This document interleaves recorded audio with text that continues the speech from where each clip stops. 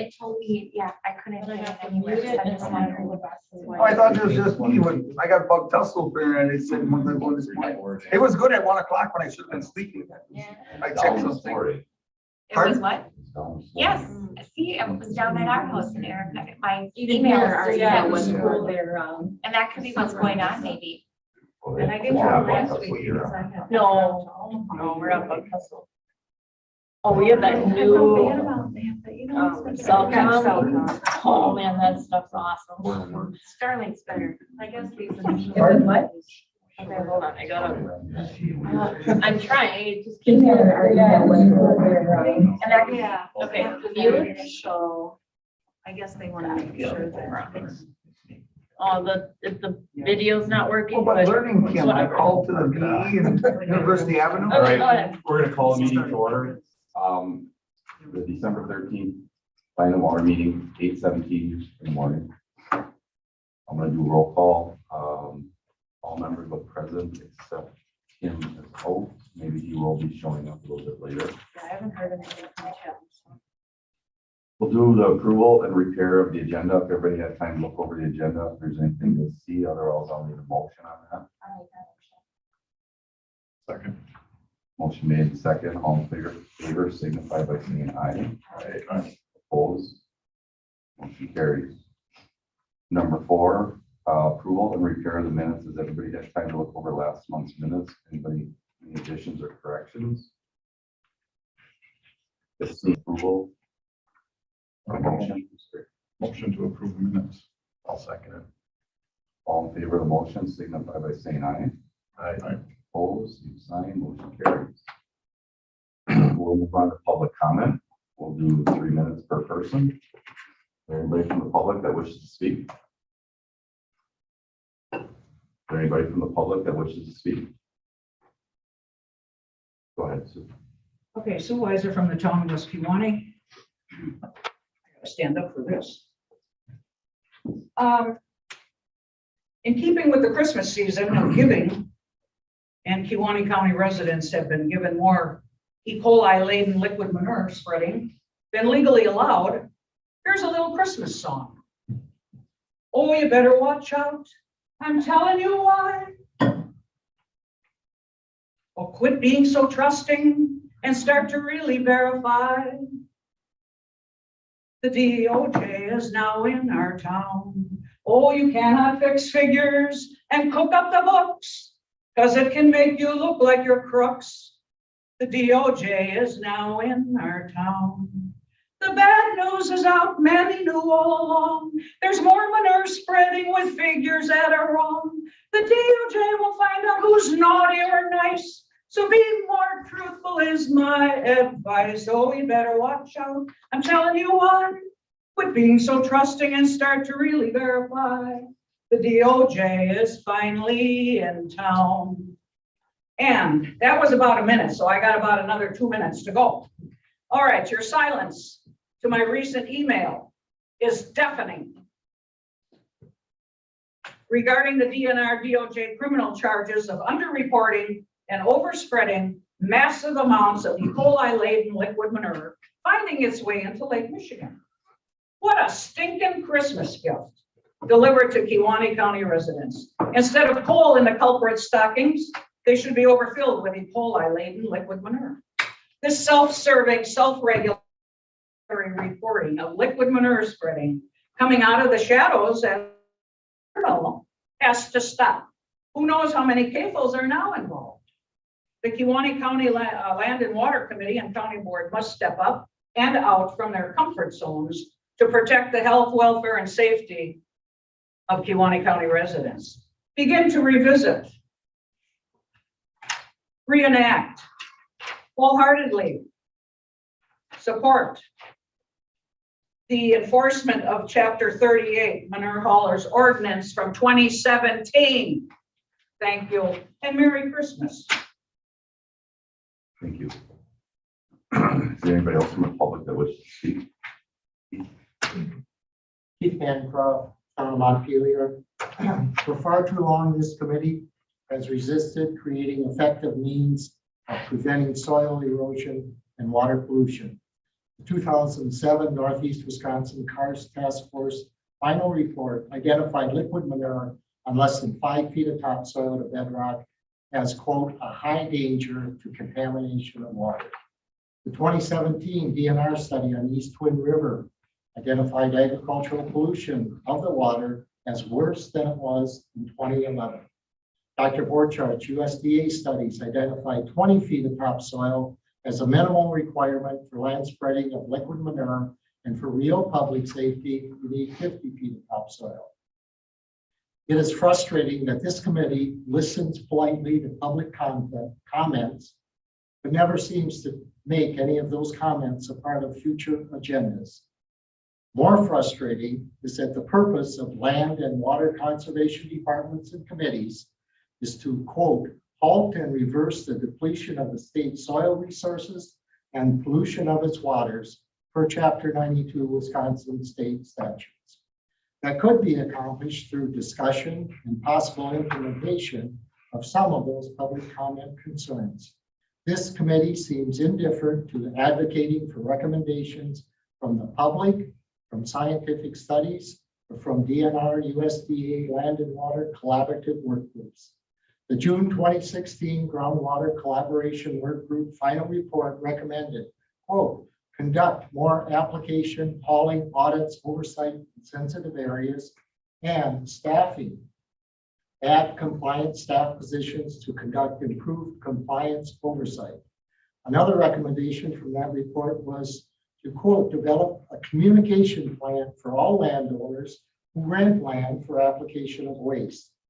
Other recommendations from the 2016 report were, quote, EPA should review all county CAFO nutrient management plans one time. Require additional reporting by CAFO farms, condensed and updating spreading plans, nutrient management plans, be submitted to DNR and county just prior to manure spreading. Since 2018, I have advocated for this committee and the county board to adopt regenerative agricultural practices as a standard for farming in Kewaunee County. Practices that build healthy soil by never tilling, always keeping the ground covered, planting multiple species together, keeping living roots in the soil, and incorporating livestock on the land to mitigate the effects of conventional industrial agriculture. The makeup of this committee, with 3 of the 4 members coming from CAFOs, appears to me as a huge conflict of interest. This committee's role as public servants is to represent all of Kewaunee County with regard to preventing soil erosion and water pollution, not just what's in the CAFO's interest. My hope is that my perception is wrong, and this committee will take action to address these issues. Thank you. Is there anybody else from the public that wishes to speak? Anybody else from the public that wishes to speak? Nancy Utesh, Town Piers. This morning driving over again, the amount of fall tilling that's still going on in our county, I would hope all the Peninsula Pride members discuss this at your next meeting. Obviously, that message isn't getting through. I don't know how much time that seemingly buys in the spring. But for the amount of wind erosion and other factors you have that degrade those soils, it certainly doesn't seem worth it. And I am hoping Peninsula Pride makes that part of their agenda and practices that they start to implement is stopping the fall tilling. Of course, after what's been divulged here in the last week, you know, the sad part is those tributaries and the landscape out there and the waters, remediation should take place. So if there is a conviction, I hope part of that conviction is that that area that's been so degraded gets some remediation. Water testing is beginning again in Kewaunee County with several of us, and in the Peninsula Pride President's Neighborhood, recent water testing that was done there at the headwaters shows that and this is from the Stephen Point lab.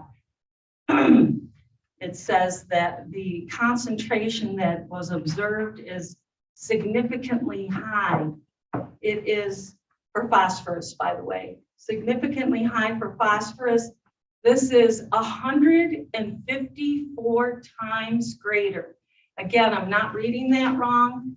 154 times greater in magnitude than what is considered healthy for a headwater stream. Again, in the neighborhood of Peninsula Pride President.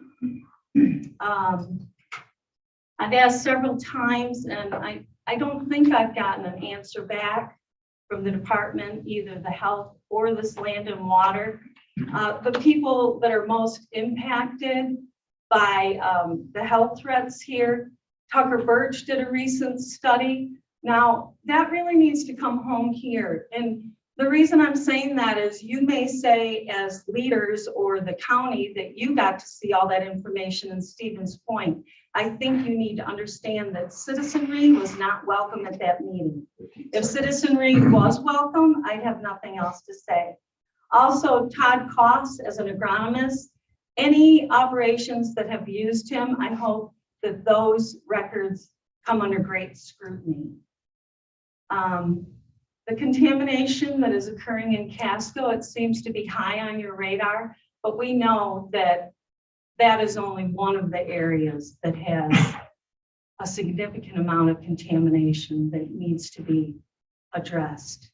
If everyone remembers, before Chuck Wagner left this committee, he said the only way that you could adequately address the fact that the new homes there have contaminated water, and the daycare, Village Kitchen has had to put in a new well.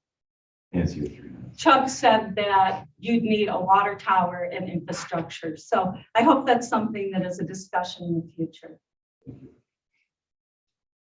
Is there anybody else from the public that wishes to speak? Yes. Christine Reed, Forestville, just a very quick message from. We have requested and will be requesting the same kind of restrictions that you've been able to implement here in Kewaunee County, because we are karst also and currently seem to be taking the excess that Kewaunee County CAFOs are not able to spread in Kewaunee County to Southern Door. And anything that you can do to help us implement the same kind of spreading restrictions that you have would be greatly appreciated. Thank you. Is there anybody else from the public that wishes to speak? Anybody else from the public that wishes to speak? Is there anyone else from the public that wishes to speak? Hearing none, we'll close that section of the agenda and we'll move on to department reports. Okay, so for animal waste storage permits, Dairy Dreams had 4 permits in the last month. One was for a new transfer pipe to the calf barns. One, that they're doing the nutrient concentration system, the full recovery system of nutrients. I believe it's through Aqua Innovations. And then that had transfer pipes and reception tanks. And then 2 manure storages that were old on old farms that we got abandoned, that we will be getting abandoned. And then Mark Schmidt had, they're selling all their cows and are doing the manure storage abandonment. So a lot of abandonments are coming up. We were able to look for other counties, and I think we got an extra $50,000 in bond money to cover these practices. So at the end of the year, if other counties aren't using their swarm funds, they can email other county cons, and it's kind of who gets there first. So we got about $50,000, which was really nice. So is that money you can just email another county, or does it have to go through the state, be okay in that, or you can just ask for? So like Door County had extra money, Dodge County, Grant County, I think there was 4 counties, and they can just transfer it. So Scott has to sign it, and then their administrator, and then DADCAP has to okay it, and then it goes into our swarm bond funds. So we were able to get all of that. Well, none of the dairy drain, we got his 2 manure storage abandonments, cost shared, none of the other stuff was cost shareable. So we had three manure storage abandonments. I believe Pagels Ponderosa had 2 manure storage abandonments, which was last month. And then we're working with several other farms on some abandonments. Stein Horsebein, we got his entire project complete. That was under bond money. So that was a leachate collection system. Paul did all the survey design construction for that. So that one's all installed. Travis for November, he didn't tell me how many walkovers he did, but he did just under 5,000 acres. I have to get the full number because he didn't add it here. But 4 will be receiving compliance letters, mainly for the 5-foot tillage setback and then the gully erosion. Those are main things that we've been seeing, and we're working on getting them, working to try to educate them on cover crops, not tilling the fields so much, leaving some cover during the winter, and then getting that 5-foot tillage setback to all the waterways. He also had several site visits for, again, gully erosion, unvegetated flow channels, getting those installed after all the corn's off. There's a lot of erosion, especially with the rain that we had, and then some barnyard runoff issues. He probed another 80 acres. We got another 320 probe points, found multiple exposed bedrock and sinkholes. So none of those, all those 2-foot are drawn into our GPS, and they get onto the spreading records so that they no longer can spread on any of those areas. All the sinkholes have to be properly buffered in the nutrient management plan.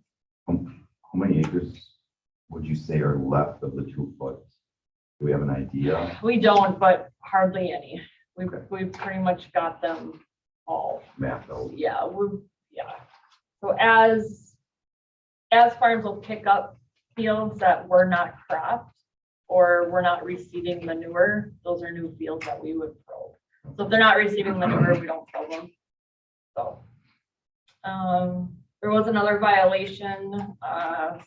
A farm did not mark out any of the proper setbacks for the contracted hauler for 2 wells. There was no runoff from the fields, but it's a 250 setback, and they were like 150 and like 220. No, not 220. It like averaged out to like 150. So there will be a citation on that, since they had all the maps and none of those were adequately done. So there will be a citation for that. Our nutrient management farmer education will be held in early February. We're pretty much full. We have a high number of participants. Working on some grass waterways, and then we're trying to help. We're helping Dave from Parks, since he's been a little overwhelmed lately, with the pheasant pen, because there's issues where they said that was wetlands where the pheasant pen's going, but it's all limestone quarry piles, and there's no wetlands even in the area. So I think we finally, since we have a lot of the contacts with DNR, we're taking that upon us to help him get the approvals to get that pheasant pen in. And I think we're very, very close. So we've been helping do that with him. And then other things is, we've been working with DADCAP because they're trying to figure out how to cost share. They're opening up AdCap 50. They're trying to figure out how to cost share depth of bedrock verification. Because as of right now in other counties, you don't have to do bedrock verification if it's not technically cost share. We were proactive and did that all prior without cost sharing because we helped as a third party. And then, so we're trying to work on funding and timing and helping the DADCAP do that process. So I know a couple of years ago, they were writing a technical standard for that. Has that ever been done and put into? The probing has, like how much, correct. I think that has been fully written. I don't know whether it's been passed through DADCAP, but it's been written. This is more of the funding and the time required. So they're working with Travis on, okay, if I'm going to go do 80 acres, how much should that be cost shared, etc. We've been hitting on the point that it's very important that it needs to be third party verified. Like if Travis doesn't do the pro points, which actually he's done all of them in the county, making sure that he's out there. Even if the farm and the agronomist is out there, Travis is also out there. So it's just easier on our end to make sure that we know what we're seeing. With the cost sharing, usually it's set up to go to the farm, right? Or maybe channeled through a land and water office, but go to the farm.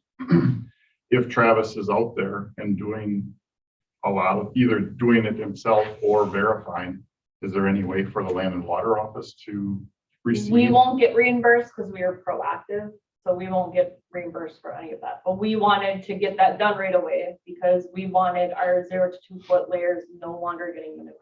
So a lot of other counties have not done much on that regard yet. Kind of waiting for it to be cost shared and required. So we won't get that help, but other counties may get some.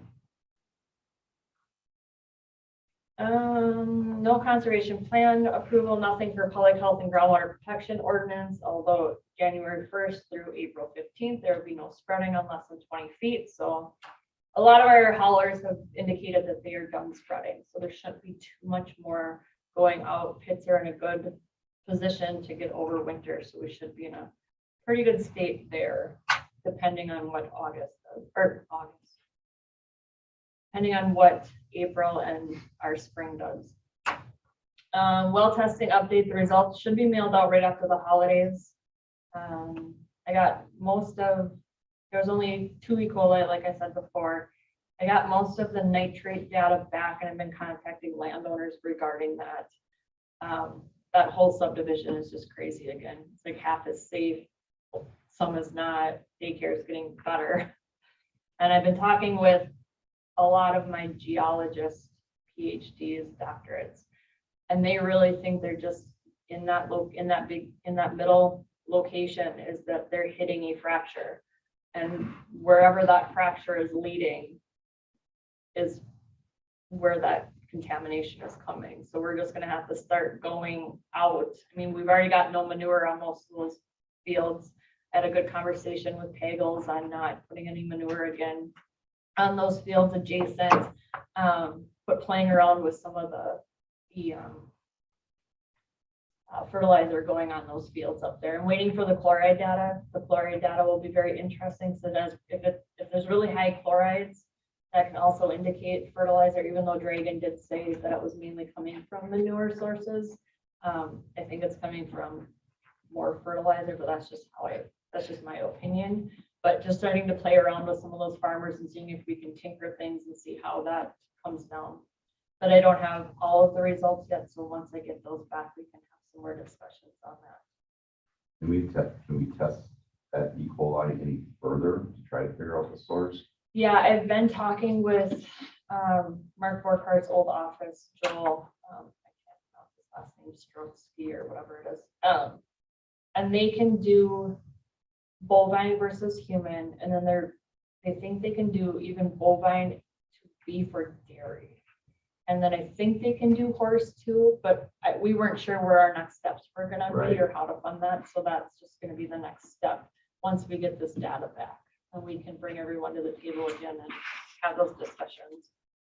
But with them looking at, because I pulled all the logs for that whole entire subdivision, and Bedrock will go like from 2 houses that share like backyards, it'll go from like 28 to 22. So I mean, there's a 6 foot difference in some of those, which doesn't seem like a lot, and it seems pretty uniform. But when you have sand and gravel on the top, that 6 foot can indicate that it's just all cracks and fractures, and it could be coming from any which direction. So a little complicated when you get into fractured bedrock over sand and gravel. So, but we're still working on all of that. Zoning's been slower. We had 8 septic inspections, 4 soil inspections, and 2 permanent applications. And I finally found how to do the septic thing after Andrea left. We only have them for this video, I think. Just pass it down with him. So we're working with Dave Deppel because we've been hearing people have been in the public saying that they've only been having to pay the fines and citations and not having to redo their system.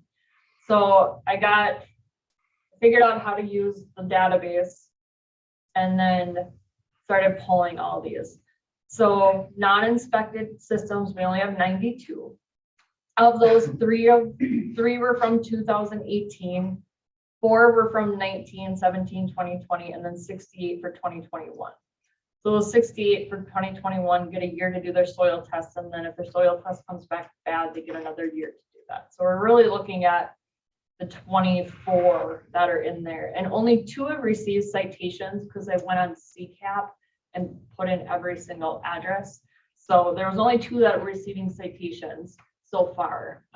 And that was back in 2022 when Jeff was our court counsel. So we're meeting with Dave Depo, and we're going to we're gonna look at the ordinance and see how high we can go to make sure that there's enforcement. And if they don't, we have the ability that if someone does not do it, that the county can go in there and do the soil test and then put it back on their taxes. So we're gonna get a little bit more strict with this and do more enforcement on septics. But we're at, as you can see, we're at 98% compliance. And then the 87 are not inspected, but they're not in use systems. So old houses that are not in use. And during the winter months, the guys will kind of, when they're going around, have these plotted. And then we kind of look for tire tracks and make sure that no one's going in and out of these houses. So that is the subject. That's all I have. And I know I'll say now, I know the biggest thing right now is the DOJ DNR case in Kewaunee County. I cannot comment on that. I cannot answer any questions because if it does go to trial, Travis and I could be summoned and we cannot say anything due to the investigation. So the fact that we could be witnesses because we've been working with the DNR on these cases of nutrient management plans not being correct. The haulers and the CCAs giving us different information on manure spreading. A lot of those things we're working hand in hand with the DNR. So we are not allowed to comment as it's an investigation. And if it goes to trial, we could be summoned and put on the stand. So. Sheriff, is there anything you'd like to add to that, or so the reasons why, or, Davina do a good enough job of explaining why the board can't talk about it or anything like that? So. Well, absolutely. So it's no different than when we have an ongoing investigation for anything, whether that be sexual assault, whether that be theft, but whatever it may be. While that's ongoing, we never hear law enforcement come up with a statement because we can't. It's just going to compromise the integrity of it. You end up making a statement that then that could swing back around and be introduced on one side or the other. So it's unfortunate when things are in litigation, it kind of locks down anybody and everybody that touches that case. And we just have to allow for that process to play itself out and make sure that it doesn't get tainted. I mean, just like any case, we want accountability and we want a fair process. And anytime people start speaking outside their lane or speaking, inappropriately, that could compromise the ability for proper justice. Thank you. I believe it's been moved to Door County, and I believe it's February 1st. That is the court date. Okay. That's all I can say right now.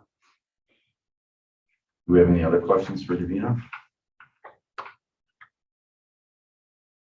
We'll move on to cooperating agencies.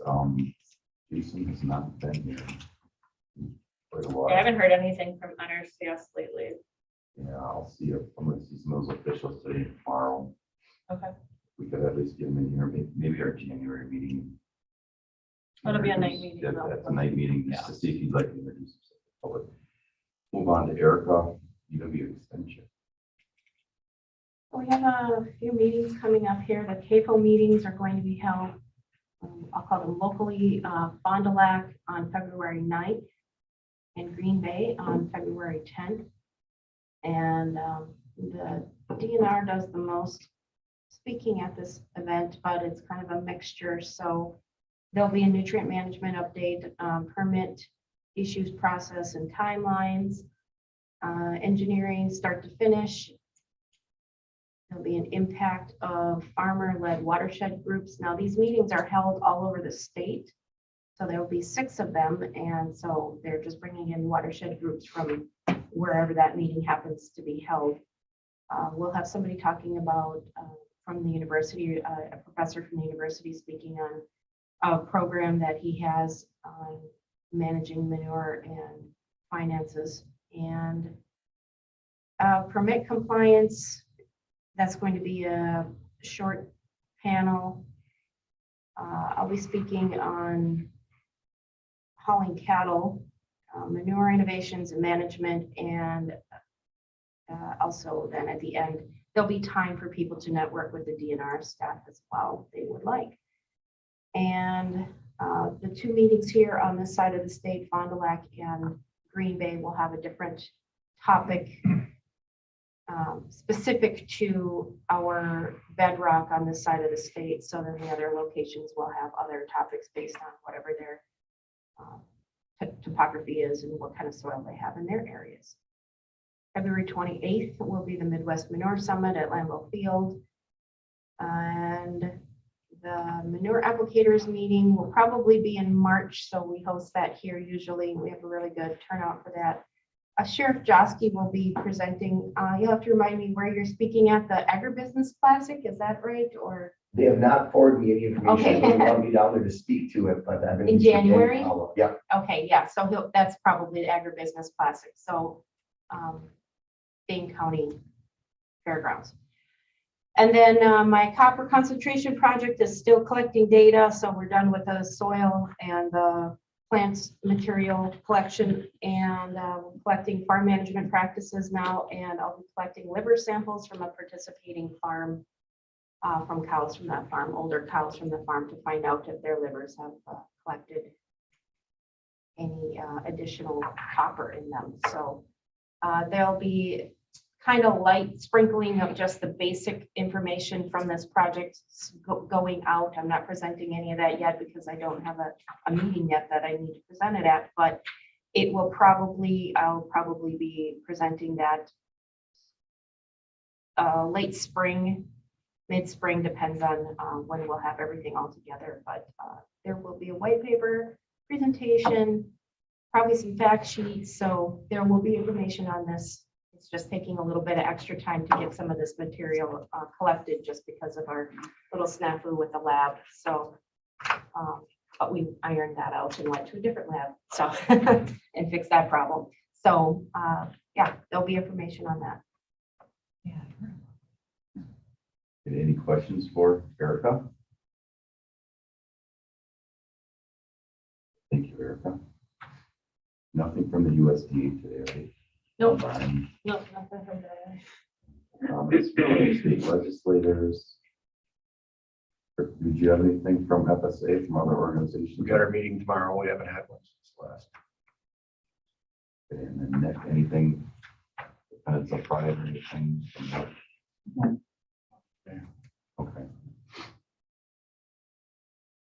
Moving on to other matters to discuss. I just have one thing that I want to add into here. I know it was made in public comment about the EPA. We did, my farm, Augustin Farms, had an EPA inspection. They were here in November, showed up short notice. We did get to spend 5 hours with them on the farm, going through paperwork and doing a site revision. She will be writing her report in the next 60 to 90 days. And when that report is finalized, I won't have a problem talking about it in this meeting.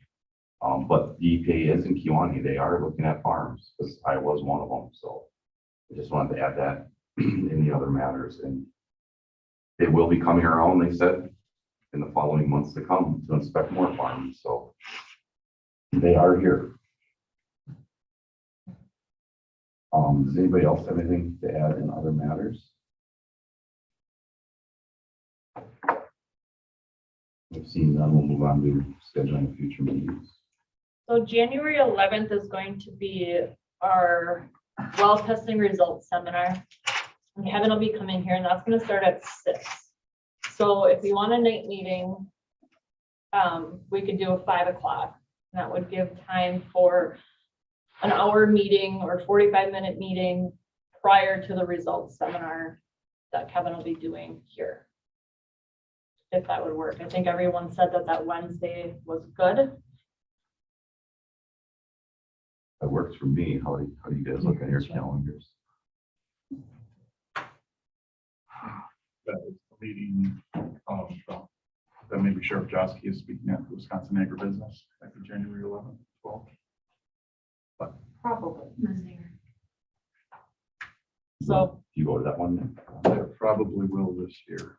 Okay, well, that's one, but yeah, that's the night Kevin's doing, so I think it would be ideal to wrap that meeting. I think so too. Okay, so we'll do 5 PM on Wednesday, January 5th. Or January 11th, sorry, God, my brain's not working today. So then that'll give a night meeting, because a lot of the people that wanted to attend also will be in attendance for the well testing meeting, so that's kind of nice, I think that works for them. And then the second Tuesday would be February 14th. Valentine's Day. Be February 14th. That's our Tuesday morning at 8:15.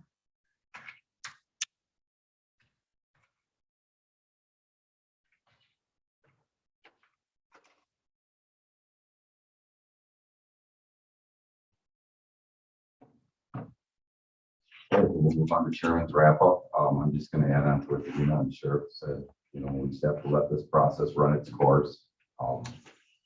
There's gonna be tempted to talk to board members or talk to Davina from the public, but we just have to respect the process. I just ask that we let it play out and then we can have discussions after that case is closed. With that, I'll be looking for an adjournment. Can I just throw something in? Sure. Nick, I've got Peninsula Pride on February 14th. Annual meeting.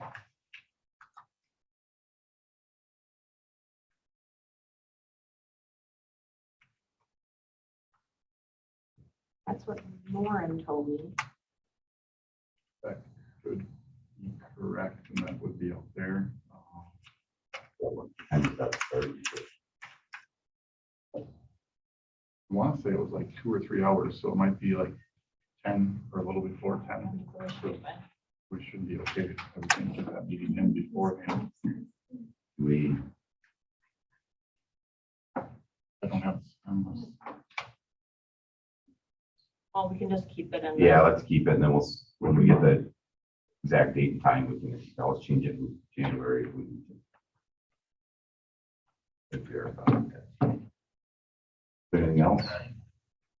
Other than that, I'll look for a motion for adjournment. I'll make the motion. I'll second. All in favor of the motion, signify by saying aye. Aye. Opposed, same sign, motion carries. Adjourn at 9:08.